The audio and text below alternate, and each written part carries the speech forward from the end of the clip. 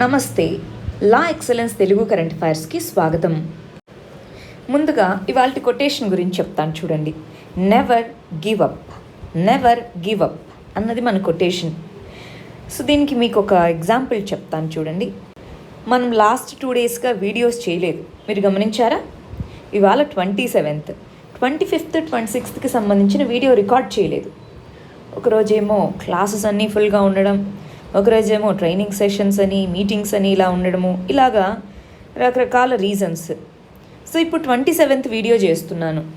అయితే ఒక్కొక్కసారి ఏమనిపిస్తూ ఉంటుంది తెలుసా, 2 years నుంచి కంటిన్యూస్గా, July 4th మనకు 2 years అవుతుంది ఈ వీడియోస్ మొదలుపెట్టి తెలుగు కరెంట్ అఫైర్స్. ప్రతిరోజు న్యూస్ పేపర్ చదవాలి. January 1st లేదు, సంక్రాంతి లేదు, బర్త్డే లేదు, ఫంక్షన్ లేదు, ఫ్రెండ్స్ లేదు, ఇంకోటి ఏ రోజు లేదు. ప్రతిరోజు న్యూస్ పేపర్ చదవాలి, స్లైడ్స్ చేసుకోవాలి, వీడియో చేయాలి. ఇవన్నీ ఎలా అనిపిస్తుందంటే ఒక్కొక్కసారి చిరాకు వస్తుంటుంది అనమాట. ఎందుకు ఇదంతా 5-6 గంటలు లేదా కొన్నిసార్లు 6 గంటలు కూడా పడుతుంది, ఎందుకు ఇది, అసలు దీన్ని వదిలేద్దాం, వేరే క్లాసులు చెప్పుకుంటే బాగా డబ్బులు వస్తాయి కదా అనిపిస్తూ ఉంటుంది కొన్నిసార్లు. ఇంక అసలు చదవాలంటే న్యూస్ పేపర్ ఒక రకమైన ఫ్రస్ట్రేషన్ వస్తుంది అనమాట. 7-8 సంవత్సరాల నుంచి ప్రతిరోజు న్యూస్ పేపర్ చదువుతూ, లాస్ట్ 2 years నుంచి అంటే 700 days నుంచి కంటిన్యూస్గా వీడియోస్ చేస్తూ చిరాకు వస్తూ ఉంటుందన్నమాట. కొన్నిసార్లు ఇది వదిలేద్దాం, అసలు ఎందుకు ఇది అని అనిపిస్తూ ఉంటుంది. సో ఫ్రాంక్గా చెప్పాలంటే నిన్న నైట్ టైం ఉంది, వీడియో చేసేద్దామని అంతా సెట్ చేసుకున్నాను, కానీ ఎందుకో చేయాలనిపించలేదు. కానీ దాని మీనింగ్ ఇంక వదిలేద్దామనా కాదు, అలాంటి ఆ సిచ్యువేషన్ వస్తుంది చూసారా, అప్పుడే గట్టిగా పిడికిలు బిగించి చెప్తామన్నమాట, నెవర్ గివ్ అప్, వదిలేయద్దు అని. సో అలాగే మన ప్రిపరేషన్ టైంలో ఒకసారి రాసాం, రాలేదు, లేదా కొంతమంది ఉంటారు డిఫరెంట్ సిచ్యువేషన్స్ నుంచి, నీకు తెలివి లేదు, నువ్వు ఎందుకు ప్రిపేర్ అయ్యేది అని కొంతమంది అంటుంటారు. డబ్బులు లేనప్పుడు ఎందుకు ఇవన్నీ, ఏదో ఒక జాబ్ చేసి బతకకుండా అని కొంతమంది అంటుంటారు.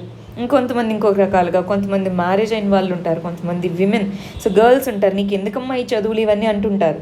సో ఇవన్నీ ఉన్నప్పుడు ఏం చెప్తాం, వదిలేసి వెళ్ళిపోతామా? ఫెయిల్యూర్ వస్తూ ఉంటుంది, రకరకాలుగా ఎగతాళి చేస్తుంటారు. కొంతమందికి ఏమో మనతో పాటు ఉన్న వాళ్ళందరూ పెద్ద పెద్ద జాబులు చేసుకుంటూ ఇల్లులు కొనుక్కుంటుంటారు, ఇంకోటి ఉంటుంది. ఇలాంటి ఉన్నప్పుడు అంతా ఏం చెప్తాం, never give up, never give up, right? So 25th, 26th వదిలేస్తానా? లేదు. అవి చేయకపోయినా ఎవరు అడగరు నన్ను, కానీ అందుకని వదిలేస్తామా వీడియోస్? లేదు. ఈ వీడియో తర్వాత అది ఉంటుంది ఖచ్చితంగా. ఇది మీకు ఎందుకు చెప్తున్నాను, ఇప్పుడు ఈ వీడియో చేసేసి అవి 2 వదిలేసినా క్వశ్చన్ చేయరు నన్ను, నాకు ఎంత డబ్బులు ఇస్తారో అంతే డబ్బులు ఇస్తారు. కానీ మీరు ఎప్పుడన్నా గమనించారా, ఒక్కరోజన్నా వీడియో వదిలేయడము? లేట్ అయి ఉంటుందేమో, కానీ ఏ రోజన్నా వీడియో చేయకుండా ఆపేసాం మనము, ఇప్పటి వరకు రెగ్యులర్గా ఫాలో అవుతున్న వాళ్ళకి తెలిసి ఉంటుంది. ఎందుకని?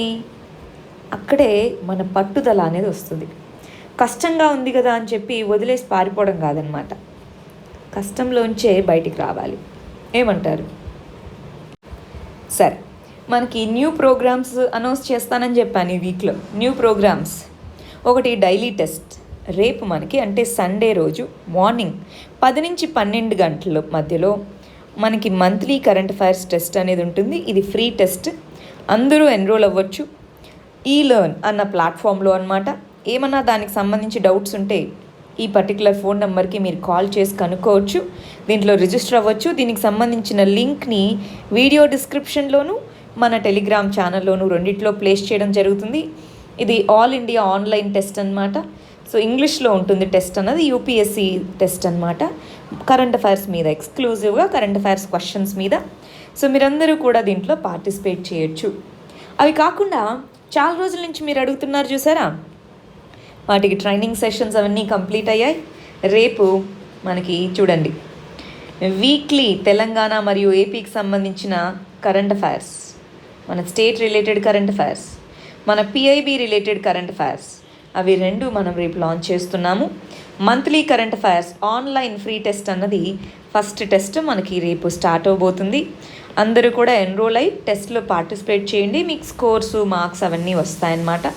ఇవి 2 మీరు చాలా రోజుల నుంచి అడుగుతున్నట్టుగా state related current affairs start అవుతుంది, పిఐబి న్యూస్ అనాలిసిస్ స్టార్ట్ అవుతుంది. ఎవ్రీ సండే మనకి ఇవి 2 సెషన్స్ కంటిన్యూ అవుతూ ఉంటాయి. మంత్లీ కరెంట్ అఫైర్స్ టెస్ట్ మనకి కంటిన్యూ అవుతుంది.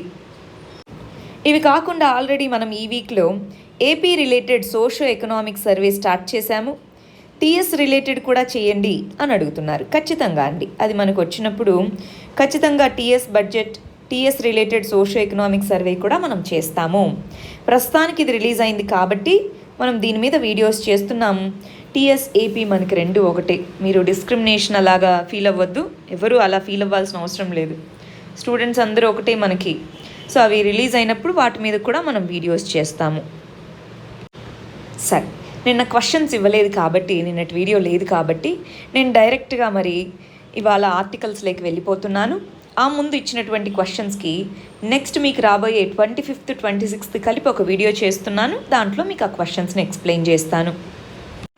సరే, ఇవాళ మన ఫస్ట్ ఆర్టికల్ ఏంటో చూద్దాం. ఫస్ట్ ఆర్టికల్ వచ్చేసి ఇండియా చైనా రిలేషన్స్కి సంబంధించి, ఇండియా చైనా బార్డర్ కాన్ఫ్లిక్ట్కి సంబంధించి.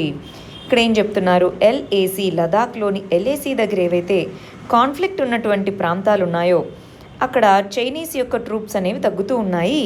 ఇది మనము మాట్లాడుకుంటున్నాం కదా డిప్లొమాటిక్గా, దాని ఫలితమే అని చెప్తున్నారనమాట. ఇక్కడ మనం గమనించాలండి, ఏమని ట్రూప్స్నేమో వెనక్కి తీసుకుంటున్నాము అని ఒక సైడ్ చెప్తూనే రెండు ప్రాంతాల్లో ఇవి మావి అని క్లెయిమ్ చేస్తున్నారు. ఏ ఏ ప్రాంతాల్లో? ఒకటి వచ్చేసి గల్వాన్ వ్యాలీ మొత్తం మాదే అన్నారు. గల్వాన్ వ్యాలీలో చైనాకి క్లెయిమ్ ఉంది, కానీ మొత్తం మాదే అనడంలో క్లెయిమ్ లేదు. నెక్స్ట్ వచ్చేసి Pangong Tso lake, Pangong Tso or Pangong lake లేదా పాంగాంగ్ సో అన్నది దాంట్లోనూ చైనాకి క్లెయిమ్ ఉంది, కానీ మొత్తం మాదే అనడంలో క్లెయిమ్ లేదు. ఈ రెండు విషయాల నుంచి అది వెనక్కి తగ్గట్లేదు. మనం ఏమంటున్నాము, అవిగో అవి రెండు మీవే కానీ మొత్తం మీవి కాదు, ఈ రెండు ఇండియా చైనా రెండిటి మధ్యనూ ఉన్నటువంటివి, ఇండియా చైనా రెండిటి మధ్య ఉన్నటువంటివి అంటున్నారనమాట. అయితే దీనికి సంబంధించి మన వాళ్ళు మాట్లాడుతూ ఎన్నో రోజులుగా మనం ట్రస్ట్ని బిల్డ్ చేసుకున్నాము. మనకి ఎస్పెషల్గా 1962 వార్ తర్వాత ట్రస్ట్ బిల్డింగ్ అనేది చాలా చాలా కష్టతరమైంది. కాన్ఫిడెన్స్ బిల్డింగ్ మెజర్స్ ఎన్నో పెట్టుకున్నాము, బార్డర్ మేనేజ్మెంట్ మెజర్స్ ఎన్నో పెట్టుకున్నాగా మనకు ఈ ట్రస్ట్ వచ్చింది. ఇప్పుడు ఏమైపోయింది, ఆ ట్రస్ట్ మొత్తం కూడా ఈ చిన్నదాంతో అయిపోయింది. సో త్వరగా మీరు వెకేట్ చేసేయండి సెమీ పర్మనెంట్ స్ట్రక్చర్స్. చైనా వాళ్ళు ఏమంటున్నారు, మేము లేము అక్కడ అంటున్నారు.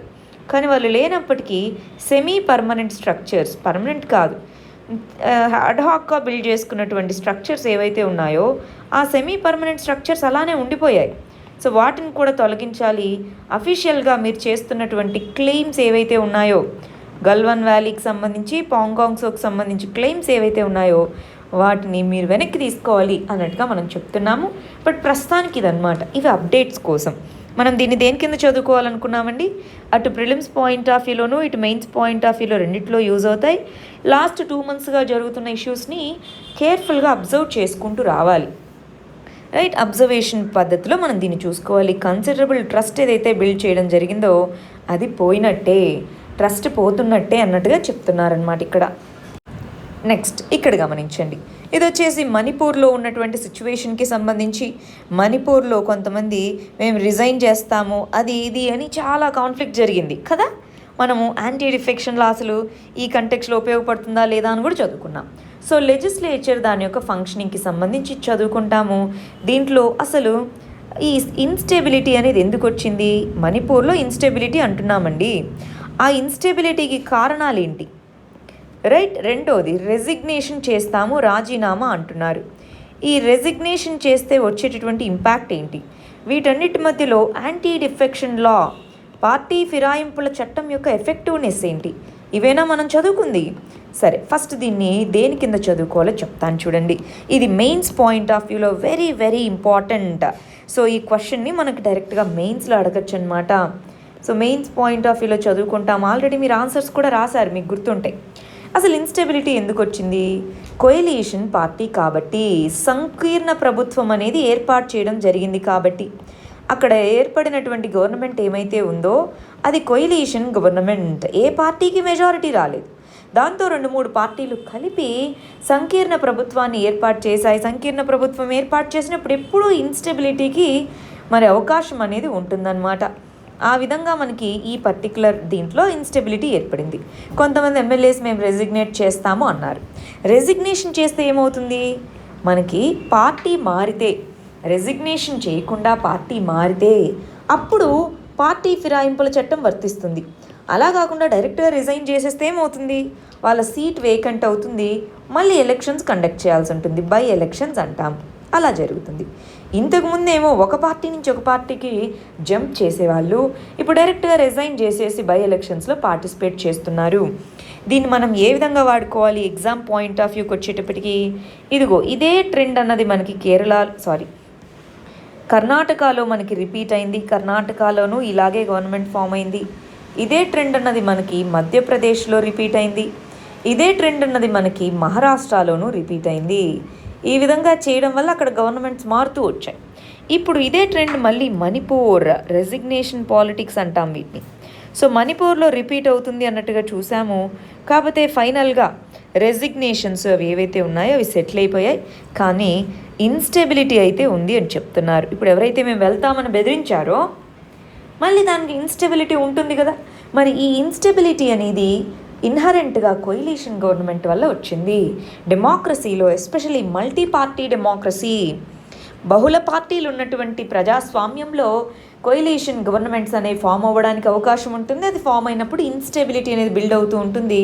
దానివల్ల ఇలాంటి దుబియస్ యాక్టివిటీస్ అనేవి జరుగుతూ ఉంటాయి. మనకి మెయిన్స్లో క్వశ్చన్ మణిపూర్లో ఏం జరిగింది అని ఎప్పుడు అడగరు. మణిపూర్లో జరిగింది ఒక కేస్ స్టడీగా రాసుకుంటాము. ఇదిగోండి ఆ కంటెక్స్లో ఏం చేయాలి, అసలు ఇలా మాస్ రెసిగ్నేషన్స్ చేసినప్పుడు యాంటీ డిఫెక్షన్లా ఎలా వర్తిస్తుంది అన్న దాని గురించి మనం ఏం చదువుకున్నాం. ఇది ఒక కొత్త మెథడ్గా ఉంది. ఇదిగో మనకి డిస్క్వాలిఫికేషన్ చేయాలి 10వ షెడ్యూల్, ఇదే యాంటీ డిఫెక్షన్లా. దానికంటూ కొన్ని కండిషన్స్ ఉన్నాయి.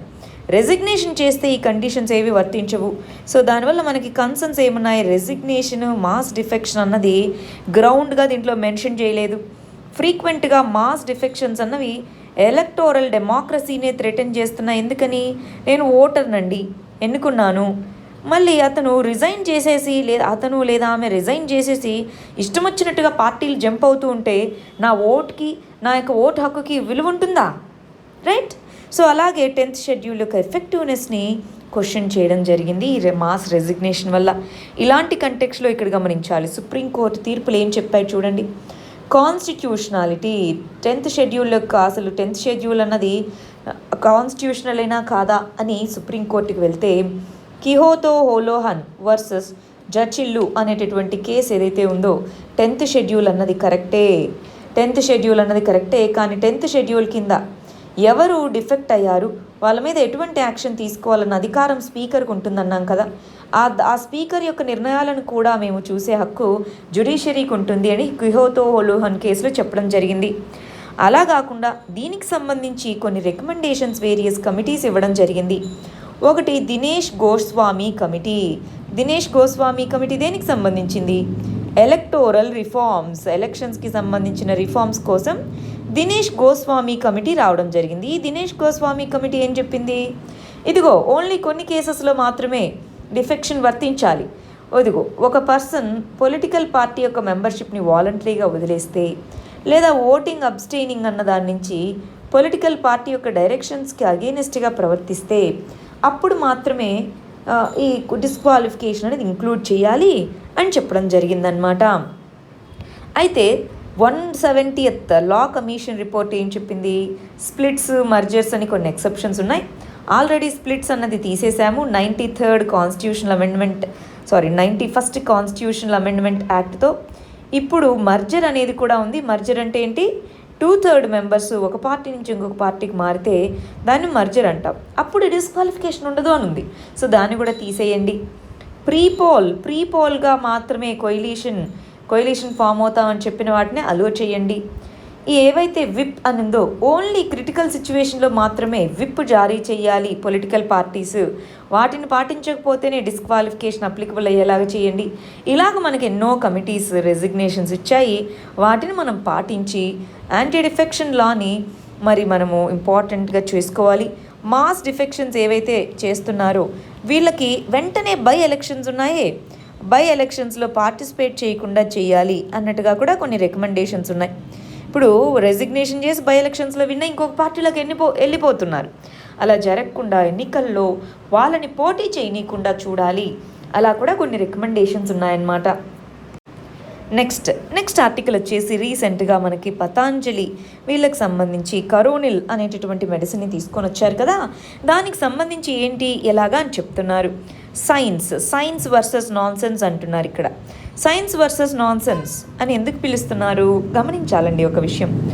ఇప్పుడు సైన్స్ ప్రూవ్ చేయలేనిదంతా కూడా కరెక్ట్ కాదు అని కాదు కదా. అంటే ఇప్పుడు ఈ కరోనిల్ అన్నటువంటి దాని యొక్క ఎఫెక్టివ్నెస్ ఎంత ఉందో మనకు తెలీదు. అంటే దాన్ని నాన్సెన్స్ అని పిలవడం అన్నది ఎంతవరకు కరెక్టో మనకు తెలియదు. బట్ దాని ఎఫెక్టివ్నెస్ ప్రూవ్ అవ్వకుండానే దాన్ని మార్కెట్లోకి రిలీజ్ చేయడం కరెక్ట్ కాదు, అంతేనా. మనకి దీనికి సంబంధించి ఒక స్పెషల్ చట్టం కూడా ఉందన్నమాట. ఆ చట్టం పేరేంటి, ఇదిగోండి, drugs and magic remedies objectionable advertisement act అనేది ఉంది. సో దాన్ని 1955 నుంచి ఇంప్లిమెంట్ చేస్తున్నాం. 1954లో ఈ చట్టాన్ని పాస్ చేయడం జరిగింది. అంటే కొన్ని అడ్వర్టైజ్మెంట్స్ చూసుంటారు, 3 రోజుల్లో మీ కాళ్ళ నొప్పులు కీళ్ళ నొప్పులు అన్నీ పోతాయి అని చెప్పేసి, లేదా మీ యొక్క సామర్థ్యాన్ని 10 రెట్లు పెంచుకోండి అని చెప్పేసి, ఇట్లా రకరకాలైనటువంటి అడ్వర్టైజ్మెంట్స్ ఇస్తూ ఉంటారు. సో వీటికి ఏ విధమైనటువంటి సైంటిఫిక్ బేసిస్ లేనప్పుడు వీటిని మ్యాజికల్ రెమెడీస్ అని పిలుస్తూ ఉంటారనమాట. వీటిని అడ్వర్టైజ్ చేయడము అన్నది పనిషబుల్ అఫెన్స్. ఈ పర్టికులర్ చట్టం కింద వీటిని అడ్వర్టైజ్ చేయడం అన్నది పనిషబుల్ అఫెన్స్గా చెప్పడం జరుగుతుంది. అలాంటప్పుడు ఈ కరోనిల్ అనేటటువంటి దాన్ని ఏదైతే అనౌన్స్ చేయడం జరిగిందో, ఇప్పుడు క్లినికల్ ట్రయల్స్ కానీ అవేమీ ప్రూవెన్ కాకుండా అడ్వర్టైజ్మెంట్ ఏదైతే చేయడం జరిగిందో అది ఎంతవరకు కరెక్ట్? మరి ఎందుకని గవర్నమెంట్ మీరు అడ్వర్టైజ్మెంట్ చేయొద్దు అని చెప్పింది, కానీ చట్టం కింద చూసుకుంటే మనకి రెగ్యులేటరీ బాడీ ఏదైతే ఉంటుందో అది పనిష్మెంట్ కూడా ఇవ్వాలి కదా. ఎందుకని పనిష్మెంట్ అనేది తీసుకోలేకపోతుంది అన్నది ఇక్కడ చూడాలి. అది ఇక్కడ చెప్తున్నటువంటిది అనమాట. పనిష్మెంట్ కూడా చేయాలి ఒకవేళ ప్రూవ్ అవ్వకపోతే అన్నట్టుగా చెప్తున్నారు. ఎందుకని నార్మల్ కేసులో అయితే ఇది పెద్ద విషయం అయ్యేది కాదండి. ఇప్పుడు చాలా పెద్ద పాండమిక్ కదా, చాలా పెద్ద పాండమిక్, అందరూ యాంగ్జైటీతో ఉంటారు. ప్లస్ ఆల్రెడీ పతంజలి ప్రోడక్ట్స్కి కన్సిడరబుల్ లెవెల్లో మార్కెట్ అనేది కూడా ఉంది. సో దీంతో చాలామంది బిలీవ్ చేస్తారు. సో అది ప్రూవెన్ అయ్యేంత వరకు దాన్ని అలో చేయొద్దు, అది ఇక్కడ చెప్తున్నటువంటిది. ఒకవేళ దాన్ని ముందుకు తీసుకెళ్తాము అంటే దానికి కరెక్ట్ తగినటువంటి రెగ్యులేటరీ చెక్ అనేది ఉండాలి, పనిష్మెంట్స్ కూడా ఇవ్వాలి ఈ చట్టం కింద. ఏ చట్టమో అది మన drugs and magic remedies act 1954 regulatory oversight అన్నది స్ట్రాంగ్గా ఉండాలి అని చెప్తున్నారు. నెక్స్ట్ గమనించండి, ఇండియా ఫేస్ చేస్తున్నటువంటి ప్రాబ్లం ఏదైతే ఉందో దాన్ని మనం guns, germs and steel crisis అని పిలుస్తున్నాము అంటున్నారు. అదేంటి ఈ ఆర్టికల్లో అండి, అసలు మనం ఏ విధమైనటువంటి సిచ్యువేషన్ని ఫేస్ చేస్తున్నాం అంటున్నారు. ఒకవైపు ఎకానామిక్గా, ఒకవైపు ఇంటర్నేషనల్ రిలేషన్స్లోనూ ఏ విధమైనటువంటి ఛాలెంజెస్ని ఇండియా ఫేస్ చేస్తుంది. సో ఇక్కడ మనకు చెప్తున్నది గన్స్ అంటే డిఫెన్స్ రిలేటెడ్గా ఏ విధమైనటువంటి ఛాలెంజెస్ ఫేస్ చేస్తున్నాం, ఎస్పెషలీ బార్డర్ ఇష్యూ. జర్మ్స్ అంటే health issue. So health related challenges ఏం ఫేస్ చేస్తున్నాము, మన కరోనా వైరస్. స్టీల్ అన్నది ఒక ఎకానమీ యొక్క స్ట్రెంగ్త్ని తెలుపుతుంది. అంటే ఇక్కడేమో బార్డర్ ఇష్యూ, బార్డర్ ప్రాబ్లం, దేంతో అటు నేపాల్, ఇటు చైనా, ఇటు పాకిస్తాన్, వీటితో బార్డర్ ఇష్యూ ఫేస్ చేస్తున్నాం. హెల్త్ ఇష్యూ దీనికి వచ్చేటప్పటికి COVID-19ని ఫేస్ చేస్తున్నాం. స్టీల్ ఇష్యూ దీనికి వచ్చేటప్పటికి ఎకనామిక్ గ్రోత్ అనేది స్లో డౌన్ అవ్వడము. సో ఒకవైపు ఏమో ఎకనామిక్ గ్రోత్ స్లో డౌన్ అయింది, ఒకవైపు ఏమో హెల్త్ ఇష్యూస్ ఉన్నాయి, ఒకవైపు ఏమో బార్డర్ ఇష్యూస్ ఉన్నాయి. వీటన్నిటిని మనం ఏ విధంగా సాల్వ్ చేసుకోవాలన్న కంటెక్స్లో ఇస్తున్నారు. మనం దీన్ని అటు ప్రిలిమ్స్లోను, దీంట్లో చెప్పినటువంటి పాయింట్స్ మెయిన్స్లోనూ దీన్ని వాడుకోవచ్చు అనమాట. ఒకసారి చూద్దామా ప్రాబ్లమ్స్ ఏంటి, వాటిని ఎలా చూడాలో.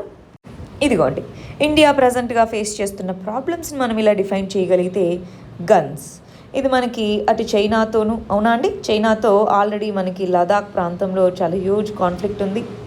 పాకిస్తాన్ అస్సలు ఫైరింగ్ని ఆపట్లేదు, షెల్లింగ్ ఇవంతా చేస్తూనే ఉంది. చాలామంది జవాన్లు ప్రతిరోజు చనిపోతూనే ఉన్నారు, సామాన్యులు చనిపోతూ ఉన్నారు. నేపాల్ సైడ్ చూస్తే బార్డర్ ఇష్యూ అనేది ఉంది, అవునా. So Nepal side border issue ఉంది. ఇది పెద్ద ప్రాబ్లం అయినప్పటికీ పీస్ఫుల్గానే ఉంది. కానీ ఇటు సైడ్ మాత్రమే మన సైనికులు చనిపోవడము, కాన్ఫ్లిక్ట్ బాగా పెరగడము, అదంతా ఇటు సైడ్ ఉంది. జర్మ్స్ అంటే ఇందాక అన్నాం ఏమని, COVID-19 అన్నాము. సో ఈ COVID-19కి సంబంధించి రోజు రోజుకి కేసులు బాగా పెరిగిపోతూ ఉన్నాయి, రైట్. కేసెస్ పెరుగుతూ ఉన్నాయి. ఇన్ఫ్రాస్ట్రక్చర్ ఏమో డెఫిసిట్ ఉంది, ఇన్ఫ్రాస్ట్రక్చర్లో గ్యాప్స్ అనేవి ఉన్నాయి. కేసెస్ ఏమో పెరుగుతూ ఉన్నాయి. ఇలాంటి సందర్భంలోనూ ఇక్కడ ఫండ్స్ అవైలబుల్గా లేదు, అటు లాక్డౌన్ విధించాం. ఈ లాక్డౌన్ విధించడంలో ఏమైపోయింది, మన స్టీల్ ప్రాబ్లం అంటే ఎకనామిక్ క్రైసిస్ అనేది వచ్చేసింది. ఈ ఎకనామిక్ క్రైసిస్లో మళ్ళీ ఎటువంటి క్రైసిస్, అటు స్టేట్స్ దగ్గర ఏమో డబ్బులు లేవు, కానీ స్టేట్స్ ఏమో పబ్లిక్ హెల్త్కి స్పెండ్ చేయాలి. సో అటు సోషల్ వెల్ఫేర్ ప్రోగ్రామ్స్ ఉన్నాయి, సో వాటిని చూసుకోవాలా. సో ట్యాక్సెస్ ఏమో తక్కువ వస్తున్నాయా, taxes direct taxes indirect taxes రెండు తక్కువ వస్తున్నాయి. ఎక్స్పెండిచర్ ఏమో రోజు రోజుకి పెరుగుతూ వస్తుంది. దానివల్ల డెఫిసిట్స్ లోటు అనేది పెరుగుతూ వస్తుంది. దీంతో ఏమవుతుంది, మన కంట్రీకి ఏవైతే ఈ కొన్ని కంపెనీస్ ఉంటాయండి, రేటింగ్ కంపెనీస్ అంటాం. ఆ రేటింగ్ కంపెనీస్ వచ్చేసి జంక్ స్టేటస్. జంక్ అంటే ఇదిగో వీళ్ళ కంట్రీలో ఇన్వెస్ట్ చేస్తే మీ ఇన్వెస్ట్మెంట్ ఉపయోగపడదు, మీ ఇన్వెస్ట్మెంట్కి సరైన రిటర్న్స్ రావు అని చెప్పేసి మనకి చాలా రేటింగ్ కంపెనీస్ అనేవి ఉన్నాయి. స్టాండర్డ్ అండ్ పూర్ అని, ఫిచ్ అని, ఇలాంటివన్నీ. సో ఈ రేటింగ్ కంపెనీస్ అన్నవి మన యొక్క ఇండియన్ రేటింగ్ని జంక్ స్టేటస్కి ఇచ్చే అవకాశం ఉంది అని కూడా చెప్తున్నారు. సో ఇలాంటి ప్రాబ్లమ్స్ అన్నిటినీ ఫేస్ చేస్తున్నప్పుడు మనం తీసుకోవాల్సిన చర్య ఏంటి, వీళ్ళు జంక్ స్టేటస్ ఇస్తారు కదా అని చెప్పి ఖర్చు పెట్టకుండా ఉండడం కాదు. వీటన్నిటినీ ఫేస్ చేయాలంటే ఖచ్చితంగా గవర్నమెంట్ యొక్క ఎక్స్పెండిచర్ పెరగాలి. గవర్నమెంట్ యొక్క ఎక్స్పెండిచర్ పెంచితేనే మన గన్స్ ప్రాబ్లమ్ని అడ్రస్ చేయగలము. సో దీనికి భయపడి మనం ఎక్స్పెండిచర్ తగ్గించకూడదు. డెఫిసిట్ పెరిగినా సరే ఎక్స్పెండిచర్ని పెంచుకోవాలి. అది ఈ ఆర్టికల్లో చెప్తున్నటువంటిదండి. ఈ రేటింగ్ ఏజెన్సీస్ ఏవైతే ఉంటాయో అవి జంక్ స్టేటస్ ఇస్తాయి కదా అని చెప్పేసి మనము క్రైసిస్లోంచి బయటికి రావాలంటే స్పెండింగ్ ఉండాల్సిందే. గన్స్ డిఫెన్స్కి ఎక్స్పెండిచర్ పెంచాల్సిందే, దీనికి ఖచ్చితంగా స్పెండ్ చేయాల్సిందే. కాబట్టి దీన్ని మనం పట్టించుకోకుండా ఈ 3 ప్రాబ్లమ్స్కి ఎక్స్పెండిచర్ పెంచుకోవాలి, ఖర్చు పెంచుకోవాలి. అది ఇక్కడ చెప్తున్నటువంటిది. నెక్స్ట్ ఆర్టికల్ గమనించండి. ఎడ్యుకేషన్కి సంబంధించి ఇక్కడ ఏం చెప్తున్నారు, పాండమిక్ టైంలో స్టీప్ లెర్నింగ్ కర్వ్ అంటే మనం నేర్చుకునేటటువంటిది చాలా స్టీప్గా తగ్గిపోతూ వస్తుంది అని చెప్తున్నారు. ఇక్కడ చెప్తున్నది వచ్చేసి ఇదిగో అబ్జార్ప్షన్. సో కోవిడ్-19 కంటెక్స్ట్లో మనం చాలా విషయాలు ఈ లెర్నింగ్ గురించి నేర్చుకోవాలంటున్నారు. దీన్ని మనం సోషల్ జస్టిస్లో ఎడ్యుకేషన్ అనే కాన్సెప్ట్ కింద చదువుకుందాము.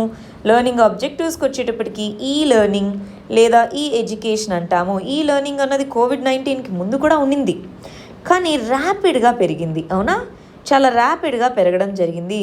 మరి దీని యొక్క ప్లస్ ఏంటి అంటే దీని యొక్క అడ్వాంటేజ్ ఏంటి, దీని యొక్క మైనస్ ఏంటి అంటే దీని యొక్క నెగిటివ్స్ ఏంటి, ఇవి మనం తెలుసుకుందాము పోస్ట్ కోవిడ్-19 సిచ్యువేషన్లో. అంటే ఈ కోవిడ్ క్రైసిస్ అంతా అయిపోయిన తర్వాత ఏ విధంగా మన యొక్క ఆన్లైన్ లెర్నింగ్ లేదా ఈ లెర్నింగ్ ఎలా ఉండబోతుంది అది ఇక్కడ మనం చూస్తున్నటువంటిదండి.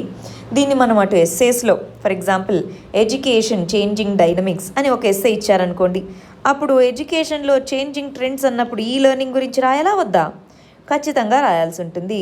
సో అలాగా ఎస్ఏలో రాసుకోవచ్చు, లేదా జిఎస్లో ఇందాక చెప్పినట్టు సోషల్ జస్టిస్లోనూ రాసుకోవచ్చు అనమాట. సో ఓవరాల్గా దీన్ని మెయిన్స్ పాయింట్ ఆఫ్ వ్యూలో చదువుకుంటాం. రైట్, ఇక్కడ గమనించండి, డిఫరెంట్ స్టూడెంట్స్ ఉన్నారండి.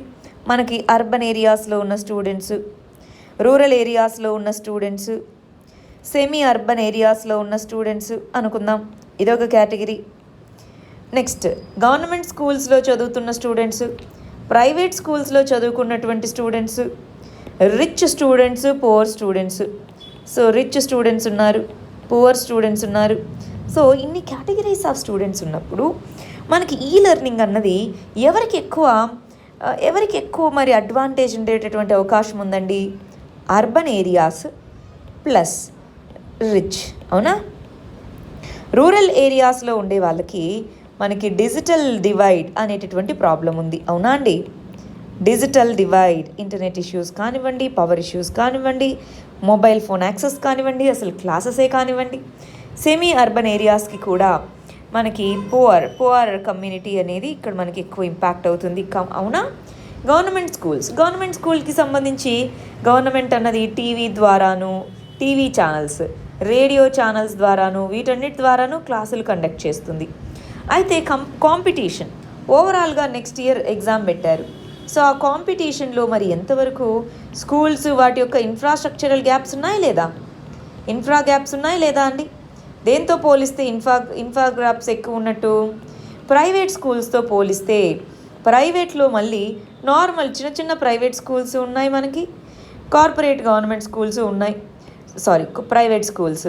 సో వీటిలో ఇన్ఫ్రాస్ట్రక్చర్ ఉంది, సో పే చేయగలిగేటటువంటి అఫోర్డబిలిటీ ఉంది. సో ఇక్కడ క్లాసులు చెప్తున్నారు. మరి ఇక్కడ ఏమవుతున్నట్టు పరిస్థితి, రిచ్ పువర్ వీటిలో రిలేటివ్గా, అందరూ అని కాదు, రిలేటివ్గా ఎవరు ఎక్కువ యాక్సెస్ చేసుకోగలుగుతున్నారు ఎడ్యుకేషన్ని, రిచ్. అంటే పువర్ కమ్యూనిటీ ఏమైనట్టు. సో ఇది సోషల్ పర్స్పెక్టివ్ నుంచి చూసుకుంటే. అలా కాకుండా స్కూల్ లెవెల్ కాకుండా హయ్యర్ లెవెల్కి వెళ్ళండి.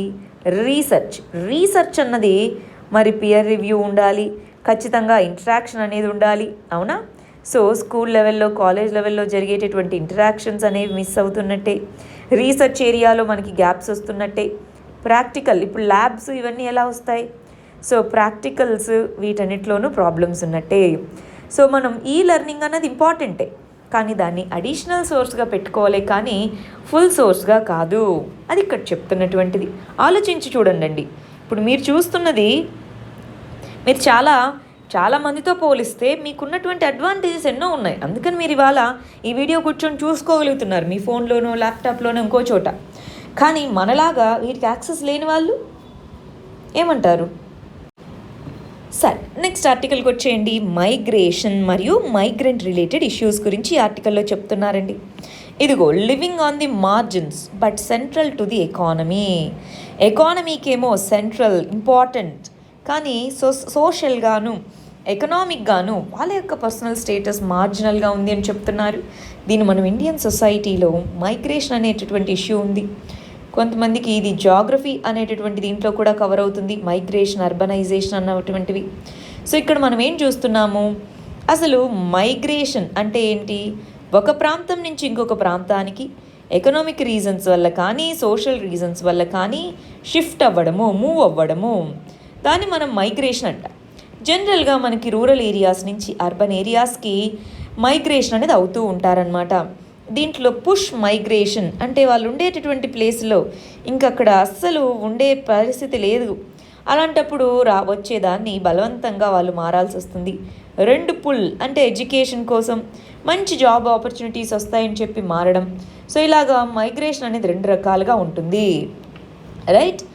ఇది ఏ చాయిస్ లేక వెళ్ళడం, ఇది చాయిస్ వాలంటరీగా తీసుకోవడం, అలాగ మైగ్రేషన్. సరే, రెండోది మరి మైగ్రెంట్స్ యొక్క ఇంపార్టెన్స్ ఏంటి?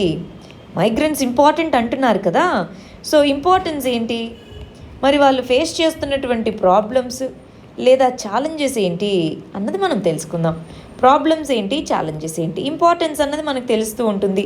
ఏంటి ఇంపార్టెన్స్, మైగ్రెంట్స్ యొక్క ఇంపార్టెన్స్ ఏంటి?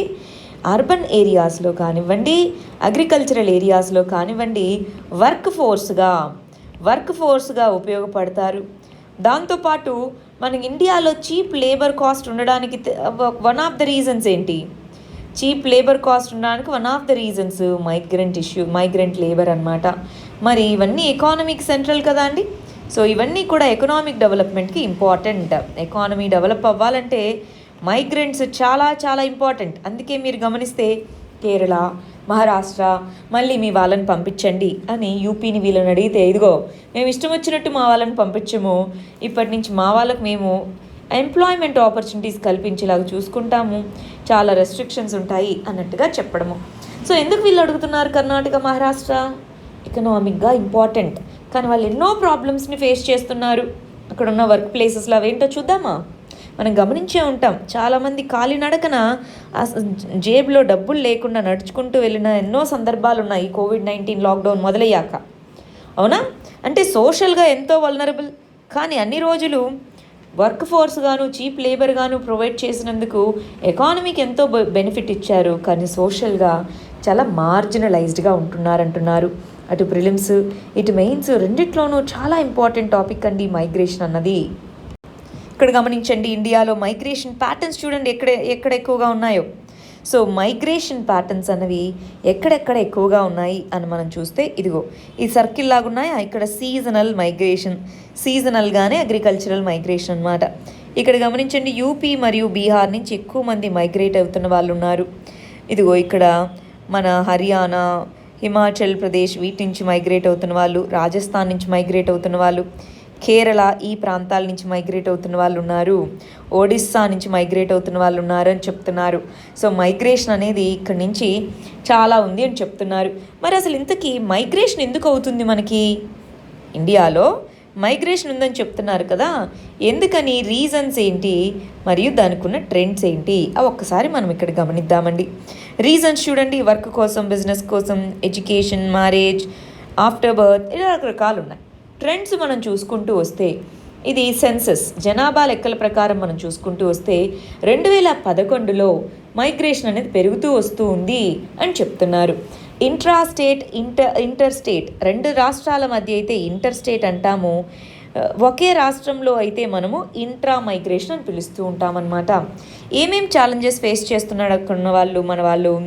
సోషల్ సెక్యూరిటీ లేకపోవడము, పొలిటికల్ రైట్స్, సోషల్ క్యాపబిలిటీస్ లేకపోవడము, వెల్ఫేర్ బెనిఫిట్స్, పీడిఎస్ అవన్నీ వాళ్ళ స్టేట్లోనే ఇస్తున్నారు, వేరే స్టేట్కి వెళ్తే అందట్లేదు, డిస్క్రిమినేషన్, ఎక్స్ప్లాయిటేషన్, సరైనటువంటి వసతులు కూడా లేకపోవడము, ఇవన్నీ ఛాలెంజెస్. మరి సొల్యూషన్స్ ఏంటి? గవర్నమెంట్ రీసెంట్గా వన్ నేషన్ వన్ రేషన్ కార్డుని తీసుకొని వచ్చింది. లేబర్ లాస్ ఏవైతే ఉన్నాయో స్ట్రిక్ట్గా ఎన్ఫోర్స్ చేయాలి, ఓటింగ్ రైట్స్ అనేవి కల్పించాలి, హౌసింగ్ మరియు అదర్ బేసిక్ ఎమ్యూనిటీస్ని కల్పించాలి. అప్పుడు మాత్రమే మన యొక్క ఎకానమీకి మూల స్తంభాలుగా ఉన్నటువంటి మైగ్రెంట్స్ని సోషల్గా కూడా మనం స్ట్రాంగ్ చేసుకోగలము. అది ఇక్కడ చెప్తున్నటువంటి ఆర్టికల్ అండి. నెక్స్ట్ గమనించాలి, సుప్రీంకోర్టు వచ్చేసి జమ్మూ అండ్ కాశ్మీర్కి ఆర్డర్స్ పంపించింది. ఇదిగో మీరు ఎందుకు ఈ లాయర్ని డీటైన్ చేశారు, పబ్లిక్ సేఫ్టీ యాక్ట్ అనే దాని కింద ఎందుకు మీరు డీటైన్ చేయడం జరిగింది అని అన్నారనమాట. అంటే అసలు ఏ విధమైనటువంటి రీజన్స్తో మీరు అరెస్ట్ చేశారు అని అడిగారు. సో దీన్ని మనం ఇంటర్నల్ సెక్యూరిటీలో చదువుకుంటాము. పాలిటీ ఎందుకు రాశాను, లా అండ్ ఆర్డర్ కోసం చేశాము అని గవర్నమెంట్ చెప్తుంటే ఆ ఇండివిజువల్ యొక్క రైట్ ఏమవ్వాలి, ఎస్పెషల్గా ఫండమెంటల్ రైట్ ఏమవ్వాలి అన్నట్టుగా సుప్రీంకోర్టు క్వశ్చన్ చేస్తుంది. ఇక్కడ మనం గమనించాల్సింది ఈ పబ్లిక్ సేఫ్టీ యాక్ట్ అంటే ఏంటి, దాని యొక్క ప్రొవిజన్స్ ఏంటి అన్నది మనం గమనించాలి. రెండోది, దీని కింద అరెస్ట్ చేసినప్పుడు ఏ విధమైనటువంటి కండిషన్స్ కింద అరెస్ట్ చేయడం జరుగుతుంది. మూడోది, అరెస్ట్ చేస్తే మరి ఇండివిజువల్ యొక్క రైట్స్కి ఏ విధంగా వైలేషన్ అవుతుంది కదా, రైట్స్ ఆఫ్ ఇండివిజువల్స్ ఎందుకు వైలేట్ అవుతాయి? అరెస్ట్ చేశారండి, వాళ్ళు ఏదో ఒక నేరం చేస్తేనే కదా అరెస్ట్ చేసుంటారు, అలా కాకుండా వైలేషన్స్ అంటున్నారు కదా, ఎందుకు వైలేషన్స్ అవుతున్నాయి అని చెప్పేసి